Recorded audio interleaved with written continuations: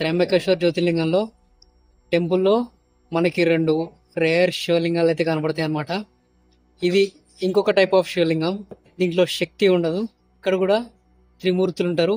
కింద కనపడేది బ్రహ్మదేవుడు, మధ్యలో విష్ణు అండ్ పైన వచ్చేసి శివ అన్నమాట. ఇక్కడ మనం చూస్తే ఈ శివలింగం మీద సర్టెన్ మార్క్స్ అనేది ఉంటది అనమాట. ఇది ఏం ఇండికేట్ చేస్తుందంటే ఈ భూమి మీద శక్తి అనేది పెరుగుతూ తగ్గుతూ మళ్ళీ కాన్స్టెంట్ గా ఆది అంతం లేకుండా శక్తి అనేది ఎక్కడి నుంచి వస్తుందో మళ్ళీ అందులోకి వెళ్ళిపోతుందని మనకు అర్థం. పురాతన కాలంలో మన ఋషులు, యోగులు వాళ్ళందరూ స్పేస్ అండ్ టైంలో జీనియస్ అండ్ మాస్టర్స్ అన్నమాట. అండ్ శివలింగం అనేది మనకి స్పేస్ అండ్ టైంని రిప్రజెంట్ చేస్తుంది కాబట్టి ఈ భూమి మీద ప్రతి శక్తి ఆది అంతం లేకుండా ప్రతిదీ ఇక్కడి నుంచే ఆవిర్భవించి మళ్ళీ ఇందులోకి వెళ్ళిపోతుందని దీని అర్థం.